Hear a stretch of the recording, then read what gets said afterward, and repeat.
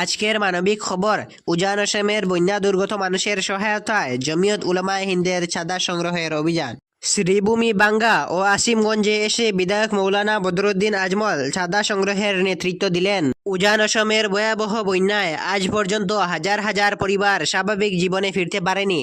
এমন কঠিন সময়ে দুর্গত মানুষের পাশে দাঁড়াতে মানবিক উদ্যোগ নিয়ে এগিয়ে এসেছেন বিধায়ক মৌলানা বদরুদ্দিন আজমল। মৌলানা বদরুদ্দিন আজমল বলেন, প্রাকৃতিক দুর্যোগের সময় মানুষের পাশে দাঁড়ানো শুধু মানসিক দায়িত্ব নয়, এটি সামাজিক কর্তব্য। তিনি জানান, দুর্যোগের সময় ধর্ম বর্ণ নির্বিশেষে সকল মানুষের পাশে দাঁড়ানো মানবিকতার পরিচয়। চাঁদার টাকাগুলি দুর্গত মানুষের কাজে লাগানো হবে, এই কথা জানিয়েছেন বিধায়ক মৌলানা বদরুদ্দিন আজমল। প্রাক্তন বিধায়ক সিদ্দিক আহমেদ অসুস্থ অবস্থায় বিছানায় রয়েছেন, তবুও তিনি বন্যা দুর্গত মানুষের জন্য 1 লক্ষ টাকার সাহায্য মৌলানা বদরুদ্দিন আজমলের হাতে তুলে দেন। এই ছিল আজকের মানবিকতার খবর।